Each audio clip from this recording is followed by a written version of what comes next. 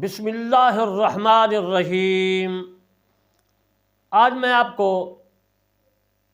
فقہ کرام کی عبارات، عالمگیری، فتاوی شامی، دور مختار، بہار شریعت، جہرۃ النجرہ اور باقی فقہ کرام کی کتابوں سے آپ کی خدمت میں پیش کروں گا۔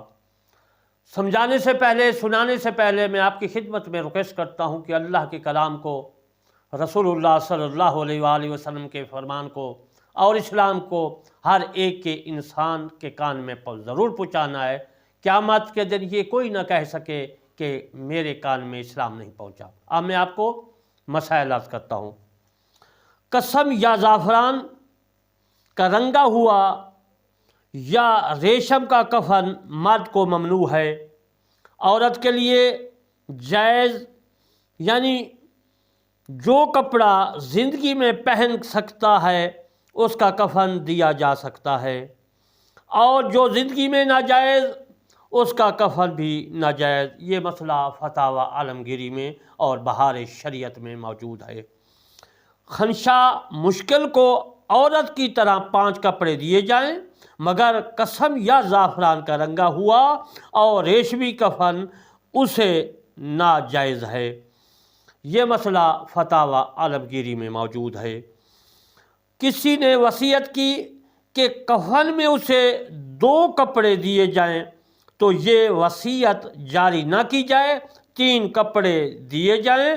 اور تو اگر یہ وصیت کی کہ 1000 روپے کا کفن دیا جائے تو یہ بھی ناجائز، یعنی نافذ نہ ہوگی، متوسط درجہ کا دیا جائے۔ یہ مسئلہ فتاوی شامی اور بہار شریعت نے لکھا ہے۔ جو نابالغ حد شہوت کو پہنچ گیا اور وہ بالغ کے حکم میں ہے، یعنی بالغ کو کفن میں جتنے کپڑے دیے جاتے ہیں اسے بھی دیے جائیں، اور اس سے چھوٹے لڑکے کو 1 کپڑا اور چھوٹی لڑکی کو 2 کپڑے دے سکتے ہیں۔ اور اگر لڑکے کو بھی 2 کپڑے دیے جائیں تو اچھا ہے، اور بہتر یہ ہے کہ دونوں کو پورا کفن دے، اگرچہ 1 دن کا بچہ بھی ہو۔ یہ مسئلہ فتاوی شامی اور دور مختار کے علاوہ بہار شریعت میں بھی موجود ہے۔ پرانے کپڑے کا بھی کفن ہو سکتا ہے، مگر پرانا ہو تو دھلا ہوا ہو، کہ کفن ستھرا ہونا مرغوب ہے۔ یہ مسئلہ جہرۃ النجرہ جو عربی کی کتاب ہے اس میں موجود ہے۔ میت نے اگر کچھ مال چھوڑا ہو تو کفن اسی کے مال سے ہونا چاہیے، اور مدیون ہے تو قرض خواہ کفن کو کفایت سے زیادہ جو ہے کو منع کر سکتا ہے، اور منع نہ کیا تو اجازت سمجھی جائے گی۔ یہ مسئلہ فتاوی شامی میں موجود ہے۔ مگر قرض خواہ کو ممانت کا اس وقت حق ہے جب وہ تمام مال دین میں متغرق ہو۔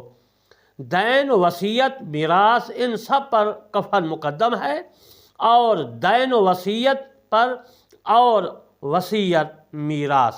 یہ مسئلہ جہرۃ النجرہ میں موجود ہے۔ میت نے مال نہ چھوڑا تو کفن اس کے ذمہ ہے جس کے ذمہ زندگی میں نفقہ تھا، یعنی کھانا پینا، اور اگر کوئی ایسا نہیں جس پر نفقہ واجب ہوتا ہے مگر نادار ہے تو بیت المال سے دیا جائے، اور بیت المال بھی وہاں نہ ہو تو جیسے جہاں پاکستان میں یا ہندوستان میں یا اسلامی ممالک میں تو وہاں کے مسلمانوں پر کفن دینا فرض ہے۔ اگر معلوم تھا اور نہ دیا تو سب گناہ گار ہوں گے۔ اگر ان لوگوں کے پاس بھی نہیں تو 1 کپڑے کے قدرے اور لوگوں سے سوال کر لے۔ یہ مسئلہ جہرۃ النجرہ اور دور مختار اور بہار شریعت باب الکفن میں موجود ہے۔